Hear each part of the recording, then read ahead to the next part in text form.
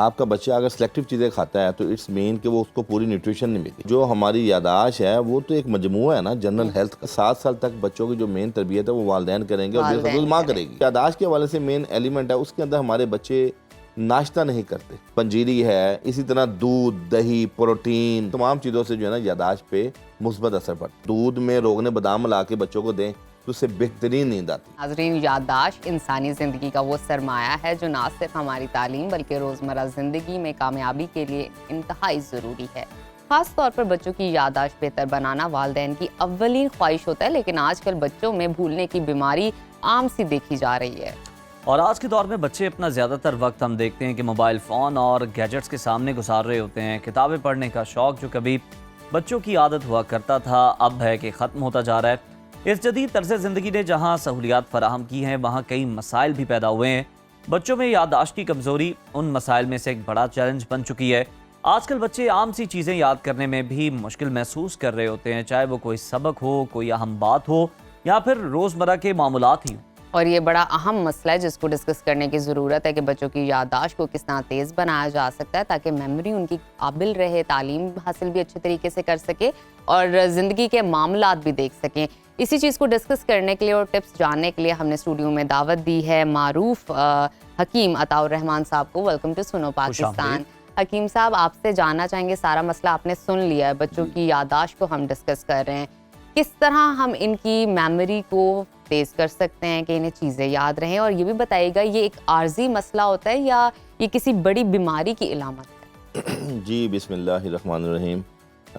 आजकल जो बहुत ज़्यादा एक हॉट इशू बच्चों में ज़िद का, यादाश्त का, वीकनेस का बहुत ज़्यादा चल रहा है। वालिदैन बड़े परेशान होते हैं कि हमारे बच्चों में ये चीज़ें बहुत आ रही हैं, चीज़ें वो भूलने लगे हैं। इवन के स्कूल से भी कंप्लेंट आती हैं कि जी बच्चा आपका सबक याद नहीं रखता। इसके पीछे बहुत से फैक्टर्स हैं। सबसे पहला मेन जो है वो ग़िज़ा की जो कीमियावी कमी है ना, उसको पूरा किया जाए।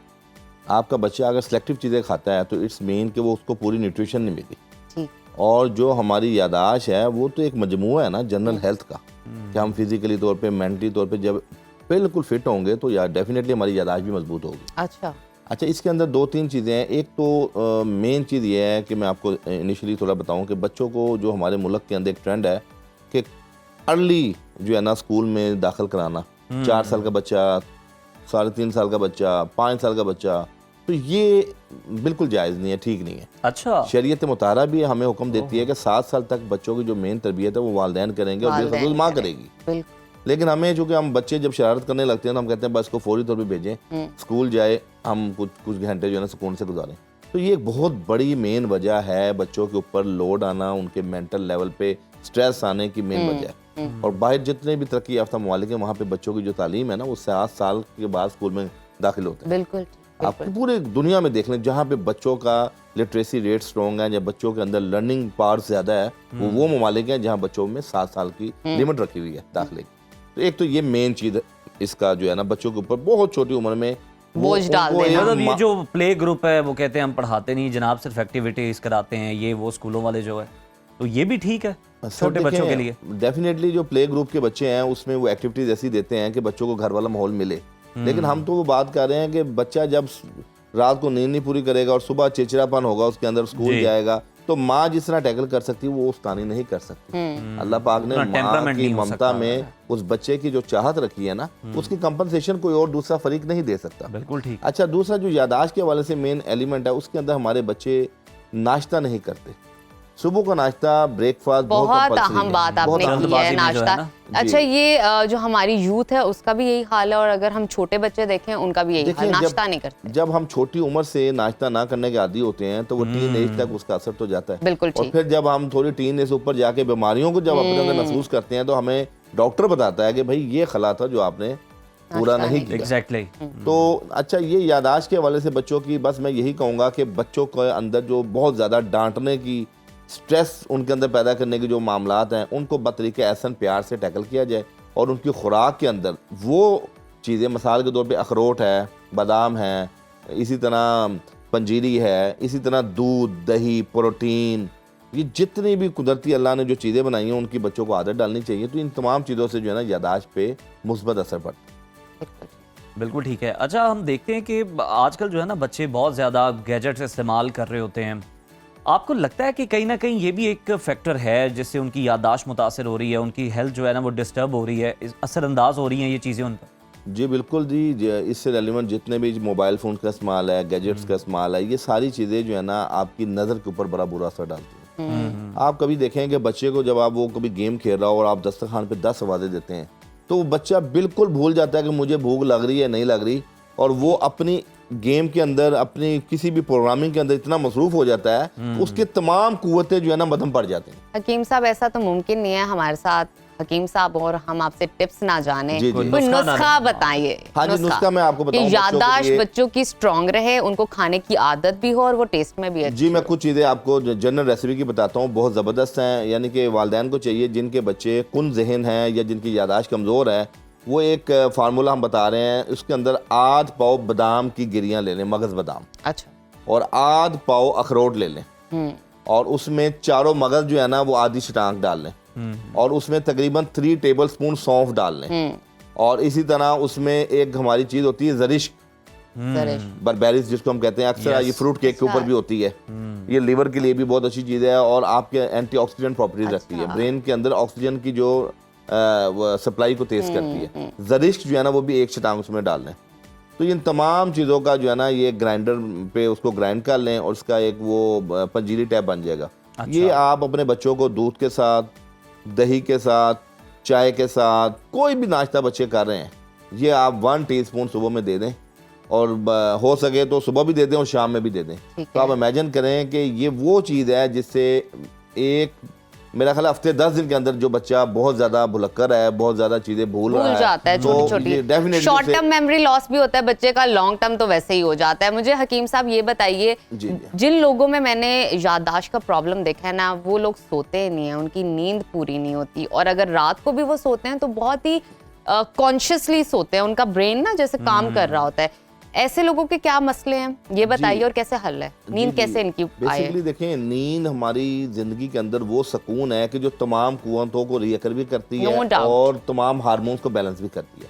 और आपको पता है पूरी दुनिया के अंदर एक रिसर्च है कि रात 11 से 4 तक की नींद बहुत कंपलसरी है, क्योंकि हम पूरा दिन, हम तो चले बड़े हैं ना, हम लोग तो इतना वो नहीं करते, लेकिन बच्चे का शेड्यूल हमसे ज्यादा फिजिकली हेक्टिक होता है। जो कोई नुस्खा बताएं इसका कि नींद हमें आ जाए। कोई बहुत सारे लोग शिकायत करते हैं जनाब, और बड़ी बेहतर नींद हो आपकी। जी, नींद के लिए जी आप सोते वक्त जो है ना रोगने बादाम दूध में डाल के बच्चों को दें, यानी 1/4 टीस्पून से लेके ½ टीस्पून तक दूध में रोगने बादाम मिला के बच्चों को दें, तो उससे बेहतरीन नींद आती है। ठीक है, बड़ों के लिए भी यही? बड़ों के लिए भी, बड़ों में क्वांटिटी जो है ना ½ टीस्पून से लेके 1 टीस्पून तक आप दे सकते हैं। ½ टीस्पून से 1 टीस्पून। हाँ, जो बच्चे हैं ना 10 साल से गरम दूध के अंदर, नीम गरम दूध में ले लें, तो ये बेहतरीन चीज है नींद के लिए, और सेफ साइड है। देखें, ये कोई ट्रैंक्विलाइजर नहीं है, ये अल्लाह ने कुदरती तौर पे एक ऐसे उसके अंदर कुछ जिसे हम कहते हैं पार्टिकल्स हैं जो आपके ब्रेन्स को सुकून देते हैं। नहीं तो लोग जो हैं मेलाटोन, वो जो एक टैबलेट मिलती है वो खाने लग जाते हैं, जिससे आपको नींद आती है, आपका ये जो नींद वाला हार्मोन है वो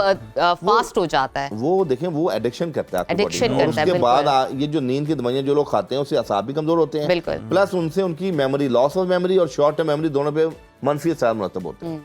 बिल्कुल ठीक। अच्छा, ये वो लोग भी ले सकते हैं जिनको कोलेस्ट्रॉल का इशू है, वो शिकायत तो नहीं करेंगे? ये तो ऑयल है दूध के अंदर। ऑयल 2 किस्म के होते हैं, एक सैचुरेटेड और एक अनसैचुरेटेड। बिल्कुल। तो ये जो इसकी है ना कि जो आपकी बॉडी के अंदर जमेगा नहीं, जो आपकी बॉडी में कोलेस्ट्रॉल नहीं पैदा करेगा। अच्छा। तो ये अल्हम्दुलिल्लाह सेफ साइड है, इसमें कोई ऐसी चीज नहीं। अच्छा, तो वालिदैन को खास तौर पर मतलब क्या कहना चाहेंगे? बच्चे जो हैं उन्होंने तो जनाब कहना नहीं जी नहीं, हमने ये करना ही नहीं है। मतलब आप दूध एक बच्चा पी रहा है रात को सोते हुए, आप उसमें रोगने बादाम डाल देंगे तो जनाब हो सकता है वो बागी हो जाए। वालिदैन को क्या मशवरा है कि जनाब कितना सब्र तहम्मुल का मुजाहिरा करें, किस तरह बच्चे को आराम से इस तरफ लेके आए? देखें, वालिदैन को चाहिए कि बच्चों के साथ दोस्ताना माहौल में जो है ना उनकी डाइट का भी ख्याल रखें और उनको एक्टिविटीज दें। मिसाल के तौर पे आप उनको टेबल के ऊपर अखरोट की गिरी ना दें, बल्कि 3 अखरोट बच्चे को देंगे, बेटा ये तोड़ो और इसके अंदर जो मगज है वो खाओ।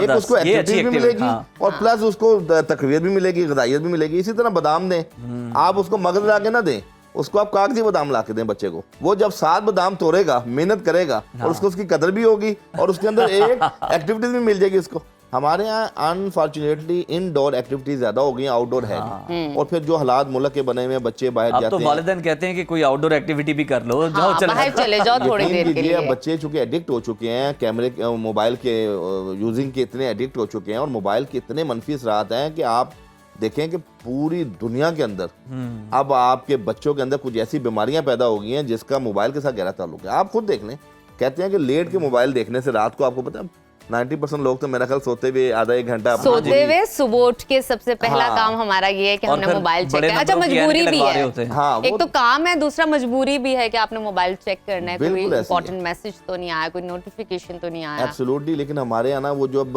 हम इम्पोर्टेंट मैसेज को देखते हैं ना तो फिर आधा घंटा कोई ना कोई नहीं, सीरीज और भी फिर देख रहे कोई ना होते कोई हैं। चीज हो जाती है। और No फिर एक ये भी doubt। मसला है कि आप हर आधे घंटे बाद ना, आधा घंटा ज्यादा बता रहा हूँ, 15 मिनट बाद कुछ ना भी हो तो आप देख रहे होते हैं सर कि देखें जब- ना, आप देखें आज तक दुनिया की हर चीज आप भूल सकते हैं। कभी किसी ने कोई मोबाइल भूला कहीं पे? नहीं, नहीं तो मोबाइल तो आपका फोकस हो चुका है ब्रेन के अंदर कि ये तो आपकी सबसे इंपॉर्टेंट चीज है। बिल्कुल कभी सही। आप अपनी जिंदगी में तजर्बा कर लें हाँ। कि हर चीज आप भूल जाते हैं। कभी आप बॉल पेन भूल सकते हैं, कभी आपने जनाब कोई जुराब ऐसी नहीं पहनी जो आपको जरूरत थी, लेकिन आप मोबाइल अपने पास लेकिन ये जो आपने पंजीरी बताई है ना, मेरे ख्याल में अगर वालिदैन ये बनाएं और अपने बच्चों को भी खिलाएं, खुद भी ये खाएं, बहुत तो ये कमाल बड़ा का नुस्खा अहम है। है। बहुत शुक्रिया इस नुस्खे के लिए, इस Thank टिप्स और ट्रिक्स के लिए जो आप हमेशा हमें देते हैं, बीमारियों के हवाले से, हमारे प्रॉब्लम्स के हवाले से।